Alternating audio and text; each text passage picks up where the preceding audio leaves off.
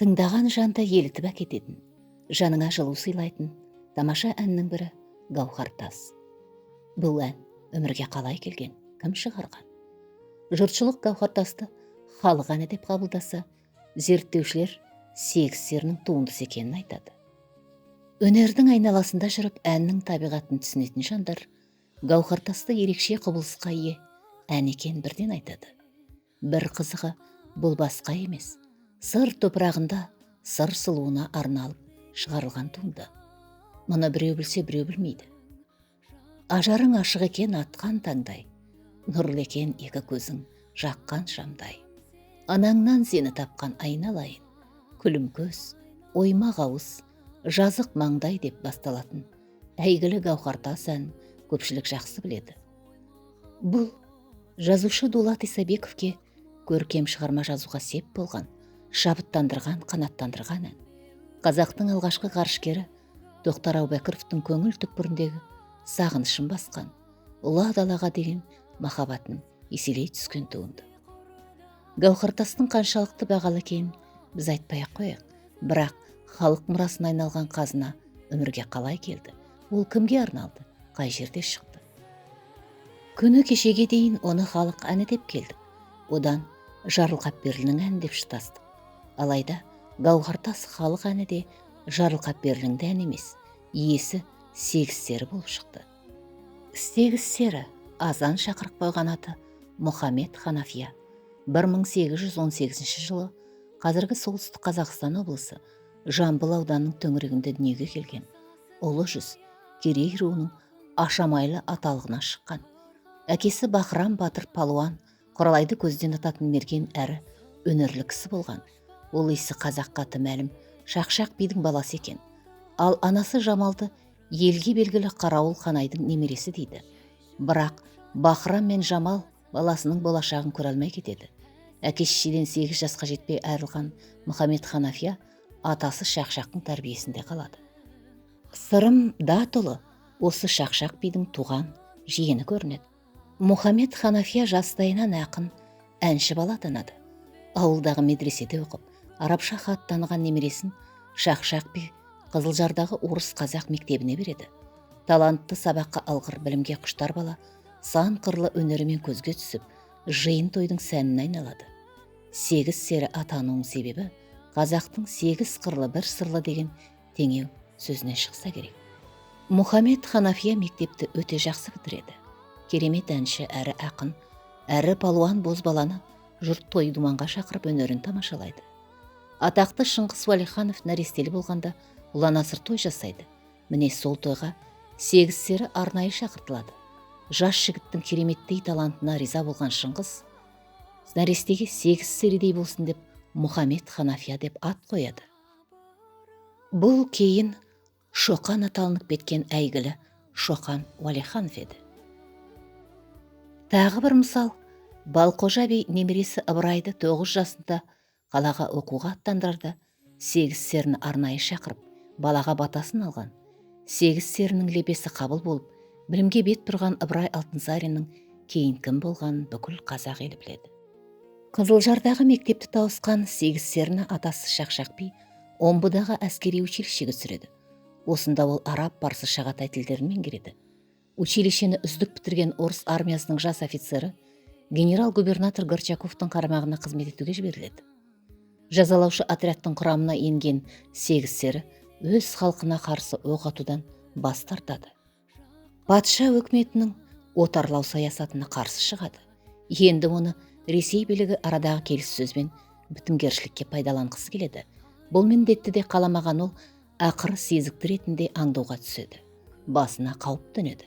Амалсыздан қашып досы Нияз екеуі батыс Қазақстанға барып бой тасалайды. Осында Исатай Махамбет бастаған ұлт-азаттық көтерілісіне қатысады. Көтеріліс жеңіліс тапқасын Кавказға кетеді. Бұл кезеңде Шамил бастаған шешендер мен дағыстандықтардың Ресей империясына қарсы азаттық соғысы жүріп жатқан. Әскери стратегия мен тактиканы жете меңгерген Мұхаммед Ханафия Шақшақов жасақтарға басшылық етеді. Тіпті Шамилдің тапсырмасымен бірнеше елдерге, Иран мен Ауғанстанға елшілікке барып қайтады. Сөйтіп ол үлкен сенімге ие болады. Бірнеше жылдан соң батыс Қазақстанға қайта оралған мұны патша үкіметі біліп қалып, тағы ізіне түседі.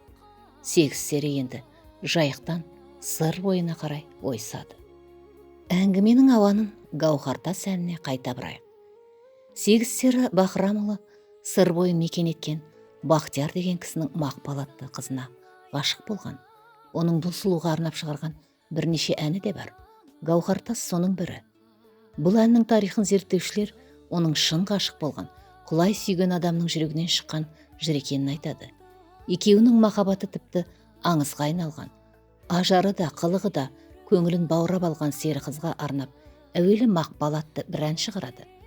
Ақша жүз, бота көзді қасың қара, шашыңды түнде жуып күндіз тара.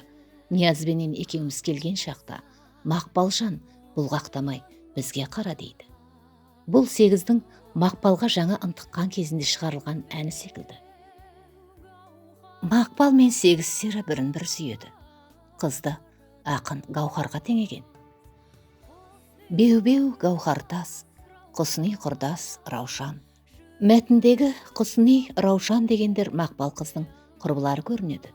Сөзі мен музыкасы гармониялық үйлесім тапқан ғашықтық ән халық арасына тез тараған.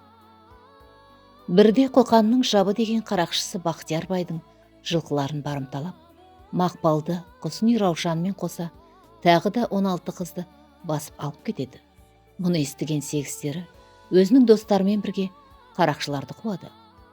Оларға жетіп, қарақшылармен қоса Жабын өлтіреді.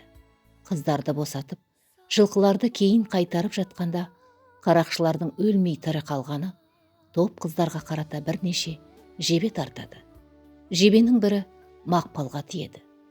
8 сері Мақпалды ауылға жеткізеді, бірақ қыз ауыр жарақатынан көз жұмады. Мақпал қыз Жезқазған мен Қызылорда шекарасындағы Айнакөл деген жерге жерленген дейді. Бексұлтан Нұржекеұлы Гауһартас әні туралы адам шығарды деуге қимайтын ән, әлде бір құдірет адам түсінбейтін әсермен тудыра салғандай. Ол құдірет әрине ғашықтың құдіреті. Ауыздан шыққан сөз қандай, жүректен төгілген әуен қандай деп өз бағасын береді. 8 серінің одан кейінгі өміріндегі тарихи дерекке сүйенсек, серінің ел арасындағы беделі мен атақ даңқынан сескенген, әрі осы жылдары бел ала бастаған Кенесары Қасымовтың ұлт-азаттық көтерілісіне қосылып кетеме деп қорыққан патша үкіметі оны Кенесарыдан былайырақ, яғни өз жұртына қалайда қайтаруды ойластырады. Осы үшін Ресей үкіметіне жасаған барлық қарсы әрекеттерін кешірілетін арнайы құжатпен куәландырылып, бұл құжат ұлы жүздің белгілі би сұлтандарына табысталады. Осыдан соң сыр бойында жүрген 8 сері мен елінен келген би сұлтандар біздің Ақмешітте кездесіп, оны туған жеріне алып қайтады. Бұл шамамен 1840 жылдардың орта тұсы болса керек. Еліне барғасын 8 сері Рысбике деген қызға үйленеді, ұрпақ таратады, шәкірт тәрбиелейді. Көп жылғы қуғын сүргін көрген бейнет, ысылы суықты күтімсіз кезеңдер денсаулығын бұзған еді. Бір тума аса талантты азаматты сол кезеңдегі емі жоқ өкпе ауруы 36 жасында, яғни 1854 жылы өмірден ерте оздырады.